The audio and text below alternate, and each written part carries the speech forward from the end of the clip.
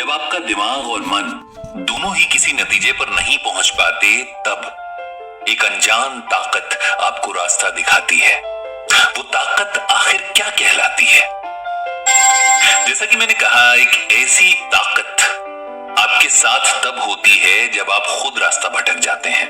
इसे कुछ लोग पूजा पाठ की शक्ति कहते हैं, तो वहीं कुछ इसे आध्यात्म कहते हैं। लेखक ने पिछले भाग में कहा था कि आपका दिमाग वही करता है जो आपका मन कहता है, पर इस भाग में अपनी बात को और गहराई से समझाते हुए उन्होंने कहा है कि आपका मन जैसे आपके दिमाग को परिवर्तित करता है, वैसे ही आपका दिमाग भी आपकी मानसिकता को जन्म देता है। सुनने में थोड़ा अजीब लग रहा है ना, पर लेखक के अनुसार दिमाग और मन दोनों एक साथ काम करते हैं और एक दूसरे को प्रभावित भी करते हैं।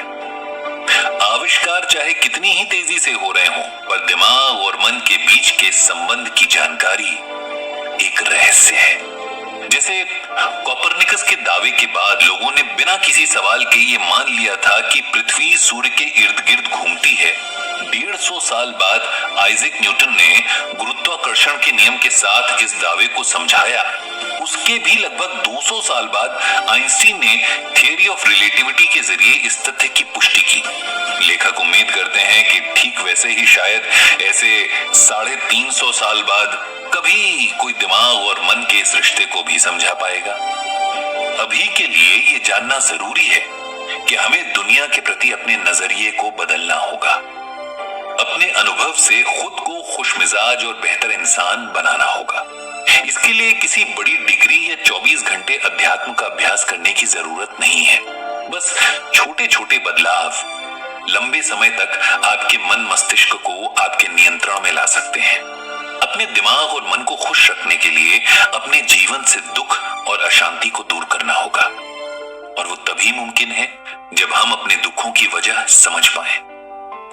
इंसान और जानवर में एक मुख्य अंतर है दिमाग का, यानी हमारे जीवन को आसान और मुश्किल बनाने के पीछे हमारे हालात नहीं, दिमाग और मन है।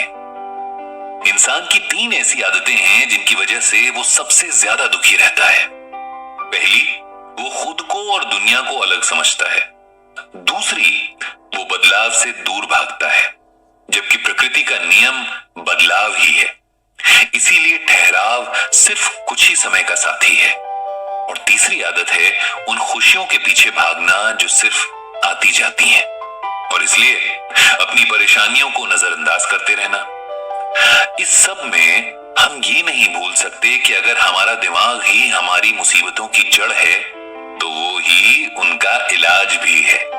2000 साल पहले सिद्धार्थ नाम का नौजवान ऐसी ही एक खोज पर निकल पड़ा। उसने हर तरह से अपने मन और दिमाग दोनों को काबू में कर लिया, उसे अपने मन और दिमाग का संबंध समझ आ गया, और वो ये देख पाया कि दोनों के नियंत्रण से ही आप अपनी परेशानियों से मुक्त हो सकते हैं। और उसी दिन से वो बुद्ध बन गए, और इसके बाद 40 वर्षों तक उत्तर भारत में जिनसे भी मिले, उनके जीवन को एक अलग दिशा दी। उन्होंने अपने शिष्यों को नैतिकता के गुण, सचेतन और बुद्धिमत्ता सिखाई। नैतिकता के गुण हमारे शब्दों और हाव भाव को ऐसी आकृति देते हैं जिससे हमें सिर्फ फायदा हो। इसका असर दिमाग के सामने वाले हिस्से यानी प्रीफ्रंटल कॉर्टेक्स और ऊपरी हिस्से यानी कॉर्टेक्स पर होता है। सचेतन यानी माइंडफुलनेस की बात करें तो इसका संबंध आपके अनुभवों और नजरिए से होता है। आपके आसपास बहुत कुछ होता है, पर आपका दिमाग सिर्फ कुछ ही बातों पर ध्यान केंद्रित करता है। इसीलिए सचेतन को प्रबल बनाना भी जरूरी है। इस गुण को सीखने के लिए कुछ अभ्यास हैं, जिन पर भी बात होगी आगे के भाग में। अब आते हैं तीसरे गुण यानी बुद्धिमत्ता पर। यह आपके रोजमर्रा के जीवन में इस्तेमाल होने वाली आपकी सद्बुद्धि है, जिससे आप ये समझ सकते हैं कि आपको किस चीज से परेशानी है और आप उसे दूर करने के लिए क्या कुछ कर सकते हैं। इस तरह से न सिर्फ आप अपनी मदद कर सकते हैं, बल्कि दुनिया के साथ भी अपने अटूट संबंध को महसूस कर सकते हैं। इन 3 गुणों को सहारा देते हैं आपके दिमाग के 3 स्तंभ: नियंत्रण, सीखने की इच्छा और सही चुनाव। सभी धर्म गुरु एक बात से सहमत हैं कि आपके अंदर हमेशा से अच्छाई और सच्चाई का वास होता है। उसमें कोई छल कपट, हीन भावना और द्वेष नहीं है। लेकिन चिंता और तनाव की वजह से हम अपने असल स्वभाव से अनजान रह जाते हैं। ये जानना ही हमारे लिए एक उपलब्धि है।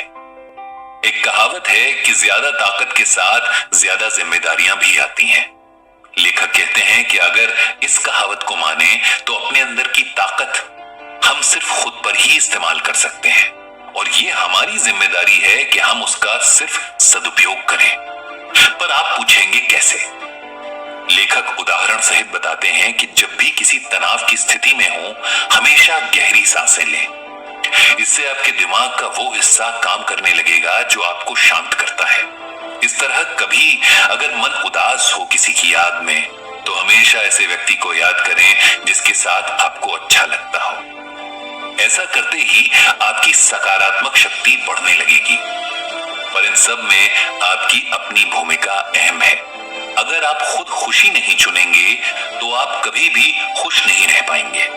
आज इंसान इतना व्यस्त है कि उसके आसपास अपने लिए तक समय नहीं है। ऐसे में दुनिया की भलाई के बारे में सोचने के लिए तो कोई भी नहीं है। शायद यही वजह है कि इतने आविष्कारों के बाद भी हम अपने असल उद्देश्य और खुशी से वंचित हैं। लेखक के अनुसार हम इंसान अगर अपने दिमाग का सही इस्तेमाल करने लगे तो हम बहुत कुछ बेहतर बना सकते हैं। इस भाग में हमने बुद्ध के 3 गुणों के बारे में जाना जिनसे हम अपने दिमाग को नियंत्रित कर सकते हैं। पर आपने इस भाग से क्या सीखा, हमें बताना ना भूलें। बाकी